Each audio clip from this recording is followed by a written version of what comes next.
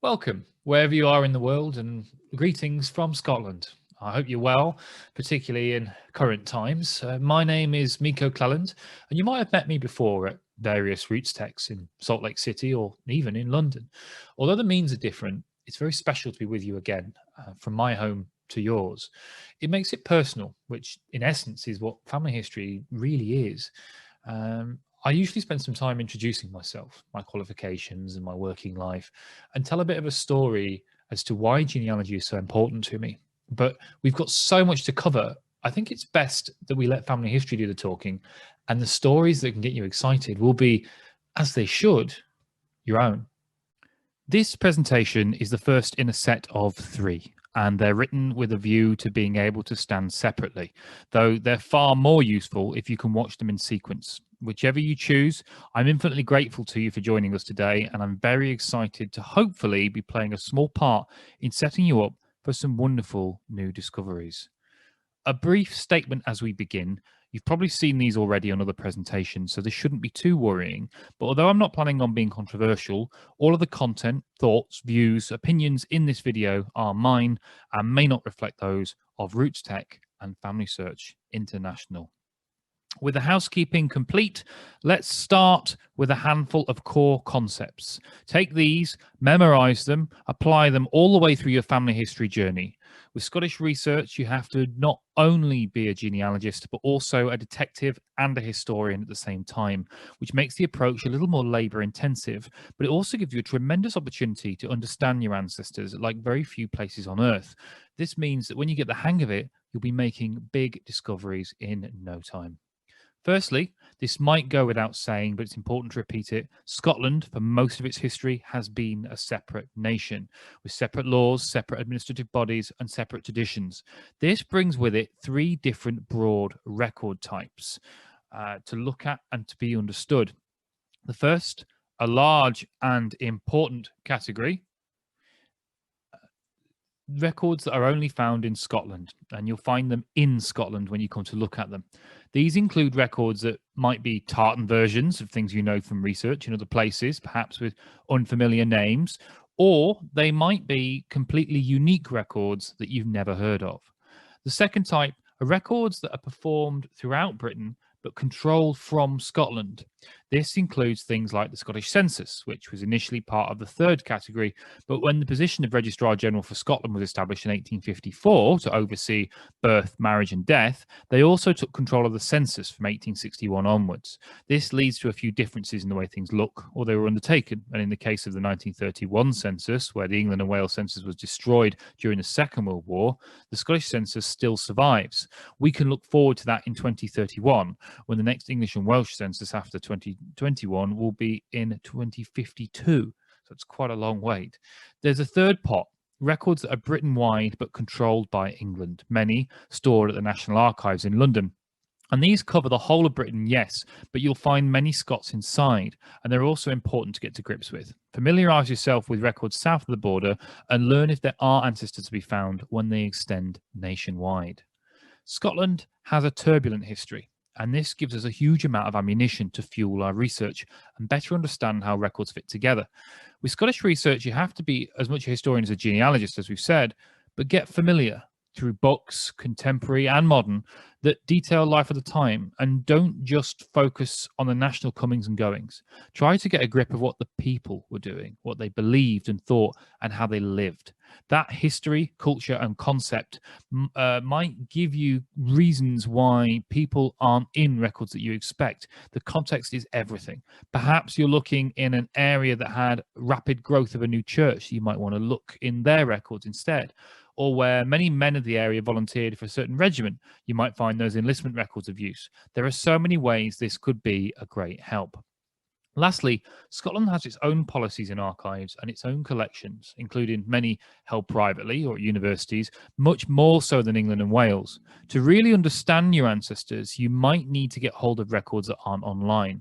The Scottish Archive Network has a great catalogue of many records from national holdings and more than 50 local and regional archives, and you should search the National Archives in London to see what they also hold for your area. Local family history societies have often transcribed local records, and universities are often the site of a number of deposited records that might help you. Scotland also has a lot of privately held records too. The National Register of Archives for Scotland contains over 4,300 lists of these privately held documents, and these include family papers, records created by companies, and more. Any one or combination of these records can be the key to unlock the door. Be familiar with all of them. Now we know the why and where, let's start digging into the what and the how. We'll begin with records you've probably used in some form, no matter where in the world you've been researching, and then we'll slowly start to delve deeper as we go. First, the census. You're probably very familiar with census records, and the Scottish census marches in lockstep with the English and Welsh one.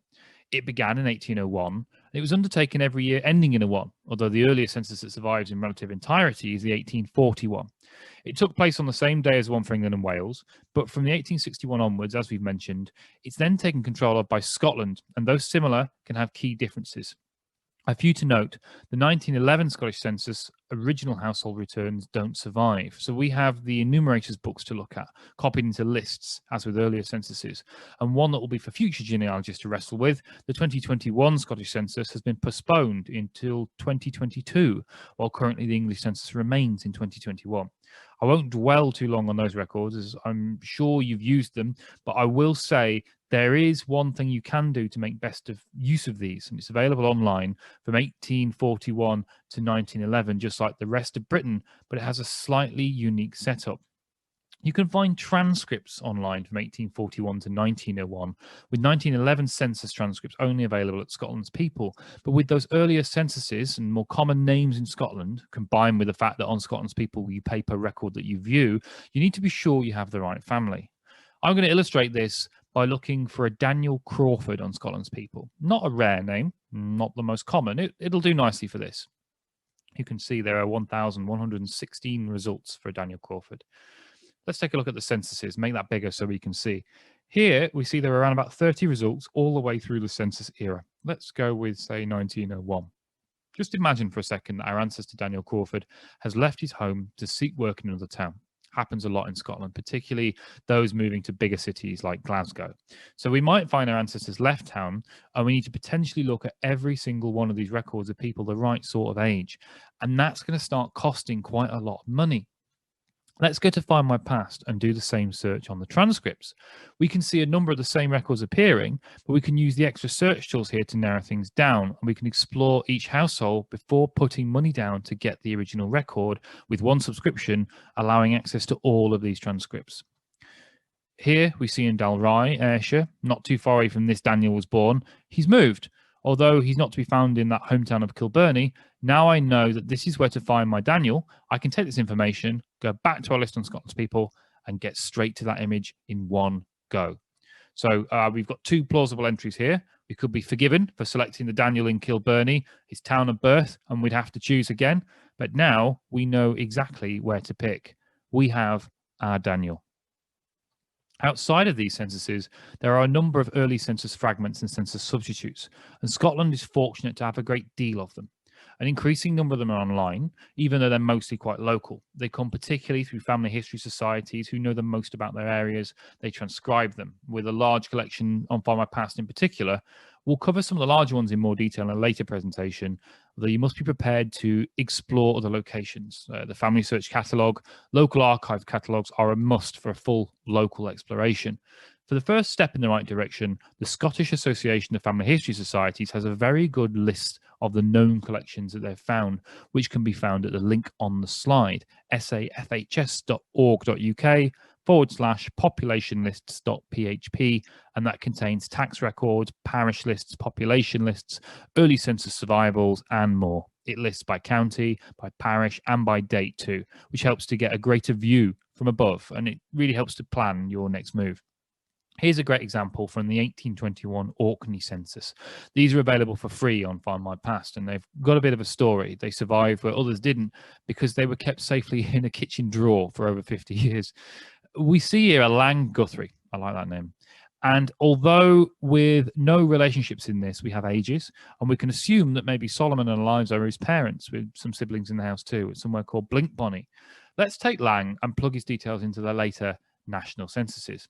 Here he is in 1851 with his now wife Catherine and 5 children. And we can keep following this through later censuses to tell more of that story, giving a little more of that span of their lives, a little more of these snapshots of life, and giving us a window into how they lived and worked. You might have heard of the 1939 Register for England and Wales. It's a big resource for modern genealogy. You might have wondered then, is there one for Scotland?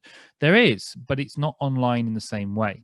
You can request individual entries with an NR1 form from National Records of Scotland at a cost per record, but do be aware it's not as comprehensive as a census. You won't get the same information. You'll have access to their address in 1939, their marital status, their age and occupation, and that's about it. So it's useful for some confirmation perhaps, but not the family history breakthrough you might be expecting.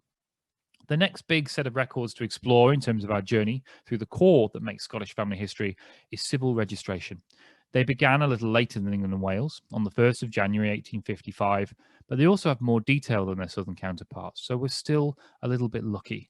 You might find a few indexes in various places of sections of these, but on the whole, the records are available on Scotland's people, and they're ordered by district, which roughly corresponds to civil parishes, but it's not entirely exact. So do be prepared to look in a local area, get a map of these districts perhaps, just to know where your ancestors might be recorded. They go right the way up to the modern day, so you can use them to work forwards really well, but they are protected by privacy rules online. 100 years for birth, 75 for marriages, 50 years for a death. There's a clever trick to get around this, though, involving the Scotland's People Centres dotted around the country.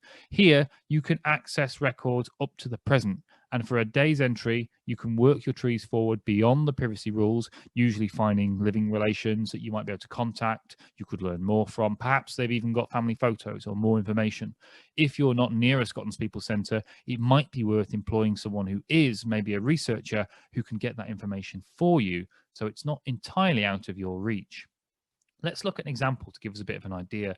Here, in this case, we have a marriage. You have the year, district, and county, which might not reflect the parish itself, so be prepared to look at a map.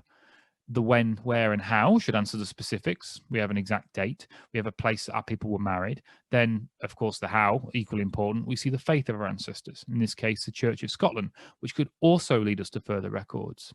We then have the signature or mark of the participants, which gives us some idea of their education level, their occupation, and their marital status. 2 more markers for further records. Then we have the age and residence of the participants, which can lead you to their families in the census and perhaps their birth records. In this case, we can see that someone there is actually in Liverpool for their main residence. They may be English instead of Scottish. We then get the details of the parents of each person involved, not just the father, like in England and Wales, the name and the maiden surname of the mother as well. Lastly, and not to be disregarded, we see the names of the minister and witnesses. Witnesses can be very useful. They could be friends or relations. Don't ignore those either.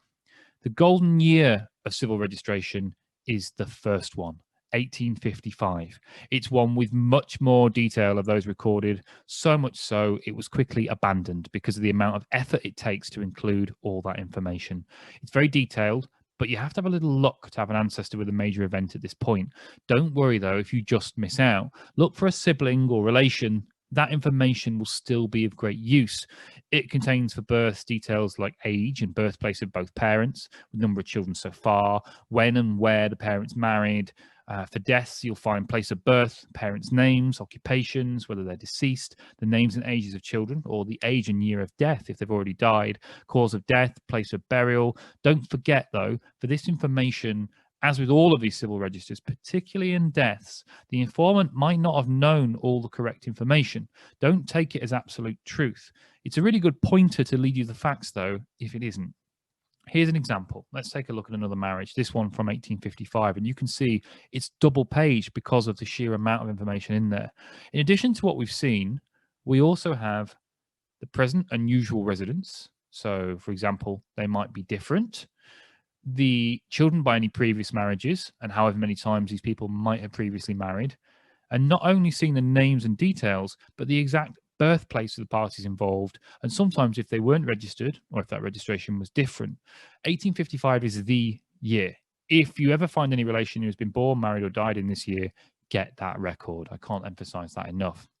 There's a place to look for additions and changes to civil records too, in something called the Register of Corrected Entries, now called the Register of Corrections, shortened to RCE.